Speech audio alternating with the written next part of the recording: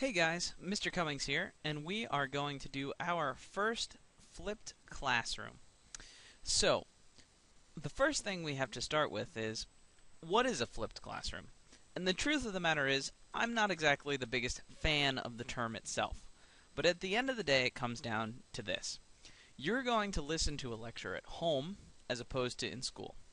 Then, you're going into class, and you're going to get realms of clarification, discussion, and activities.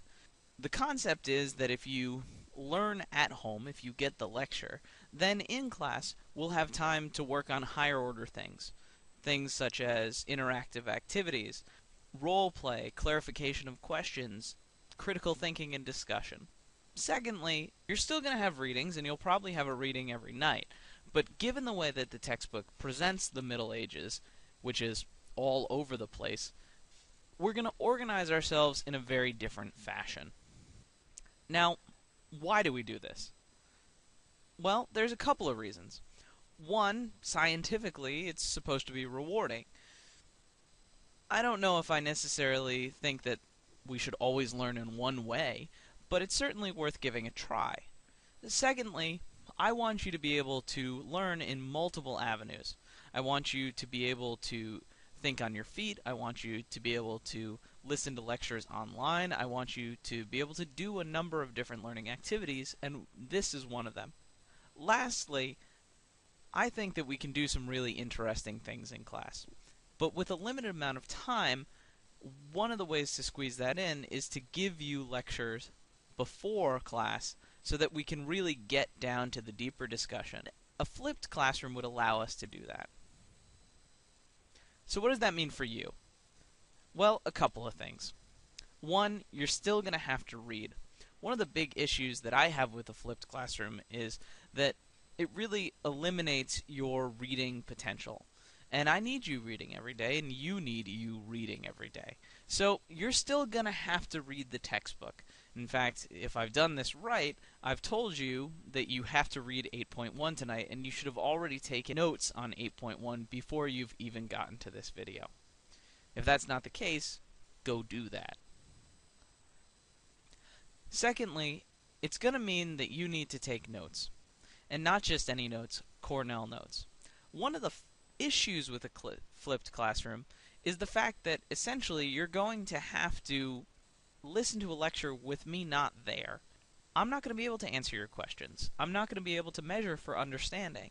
And because of that, you need to bring your questions of clarification and deeper discussion to the classroom. You can't call me up. You can't raise your hand in a flipped classroom.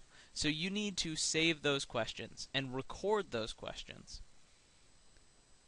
Lastly, not everything's going to go perfectly, which means I'm going to need feedback. This is my first time doing this, so I don't have a webcam, which I've heard is very useful. I don't have a stylus to write on the board. I'm going to try my best, but I'm going to need you to tell me what you think could be improved and what you think needs to be removed. Feedback is important in all areas. Please keep it constructive, though. The last thing I need is YouTube comments. So let's begin. Today we're going to talk about the Byzantine Empire. An empire and, in many ways, a religious group to itself. It's also the last vestiges of the Roman Empire. They last for roughly 1,000 years, which is a pretty good run if you think about it. And you hopefully have read a little bit about the Byzantines before you've started this video. The first thing I want to start with is the fact that Rome didn't necessarily fall apart the way the packet said it did. When we look at the fall of Rome, we're really looking at the fall of the Western Roman Empire. The truth of the matter is, east of Rome, things are going very well. One thing that wasn't really mentioned in the packet is that as Rome expanded, it expanded its government, and actually split its government into two different sides, the Western Empire and the Eastern Empire. What arose out of this was something known as the Tetrarchy, or 4 essential pieces of the Roman government. Each side would have an emperor, and a sub-emperor known as a Caesar. Together, These four people, or tetrarchy, would rule the empire. And for a while it really, really worked. However, as I'm sure you can imagine, these two emperors and two Caesars slowly started to divide up the territory, and eventually this system started to fall apart. This division of the empire was only further exacerbated by Constantine. You remember Constantine? That guy fought that thing in that place? You might remember him more along the lines of the guy who saw the cloud in the sky with the cross and converted to Christianity. Yeah, that guy. Constantine also had some other important decisions during his reign, and one of them was moving his personal capital from Rome to Constantinople, which previous to that was known as Byzantium, and currently is known as Istanbul. It's one of the few cities with 3 actual names. Now, why Constantine did that comes down to a number of factors. One is Rome had really lost its pizzazz. Truth be told, there was a further city called Ravenna in northern Italy that had been the capital for a while. Constantine himself was from a place in Croatia called Split, which I just find hilarious because it's called Split. You can also go see his tomb there. So he wasn't really married to Rome. Secondly, the action was in Constantinople. As a city, it was an incredibly important trading port. It had access to both the Black Sea, through the Dardanelles, down into the Aegean. And furthermore, Rome itself was not in the happy place that it was before. Certainly many of the articles you can elicit would speak to the fact that Rome was on the decline. So let's go back to the division of the empire. Why does the East remain and the West not? Well, I think you kind of know the answer already. We have, let's see, the Vandals in North Africa, the Ostrogoths in Spain, the Goths in France, the Huns coming out of somewhere near Germany, and what do they all do? They attack Rome. On the other hand, in the East, you have a relatively stable empire, the rich Nile, Greece filled with numerous resources, and by the way, a large mountain range to protect you against barbarians. And so, as the West declined due to all those things that you read about, extravagance, taxes, barbarians, the East created a stable system that continued on for another 1,000 years. One of the most important people when we talk about the Byzantines is Justinian. He's the one who really prevents that fall of the West in the East. And he has a number of very important accomplishments. First, he's responsible for the construction of the Hagia Sophia, the largest building in Europe, for about 1,000 years. Secondly, he revises the legal code, which will set up stability for the empire on a civil level. Third, he's going to reconquer Roman territory. Sort of. He's also going to beautify and secure Constantinople. And like other emperors, he's going to be the head of the religious authorities in the East, which will also lead to some problems that we'll talk about.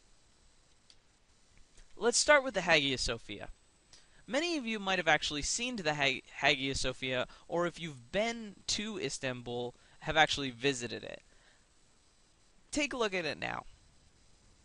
What do you notice? How many of you said dome? My apologies. I'm not used to the idea that I can't really question you. So let's talk about the Hagia Sophia. It has, not surprisingly, a dome. This is one of the most important parts of Eastern construction. And if you think about other construction of the East, you might notice the sort of onion top domes in St. Petersburg, or perhaps more larger domes in places like mosques. Furthermore, you notice these minarets here. Now, the minarets are not actually a part of the Hagia Sophia in its original construction. That's because the Hagia Sophia was a church, and churches don't have minarets, but mosques do.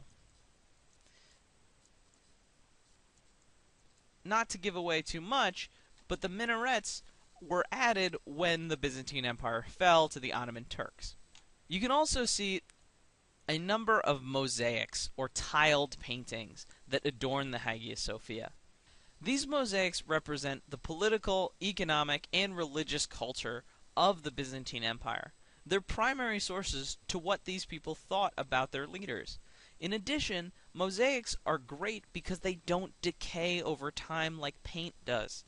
Mosaics can take flash photography. And for those of you who are going to be traveling around Europe anytime in your life, one thing you'll learn is that you cannot take photos of frescoes without getting yelled at. Mosaics, on the other hand, are a different story. Perhaps more permanently, Justinian's code is a contribution that is more than just pretty paintings, as it were. The code will take all Roman laws since Hadrian, over 400 years worth of legal text, and organize it into a book, the Corpus Juris Civilis, made of 4 different digests.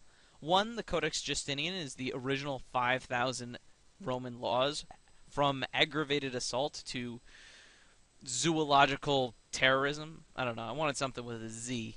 Secondly, we'll have the digest, which are legal opinions, which is actually one of the first examples of jurisprudence. You guys might have known what jurisprudence is because you've heard it in Law and Order or other legal things where... look at my word choice here. Other legal volumes where people quote case law in Henderson v. Perry. Often when a legal opinion is made, it creates new law, and that's what jurisprudence is. We have the Institutes, which is actually a textbook on how to do these things, and lastly, a continuing novelle, or more laws made during the Byzantine Empire's actual reign. This will remain law for 900 years, until Napoleon recodifies Europe during his grand expansion. It will be a guide for French kings, English kings, German kings. I could go on and on and on. But this law will essentially set the stage for not only the Middle Ages, but also the rise of nations. The law itself gives power to the state and is pretty harsh, but it's still a really important code to understand.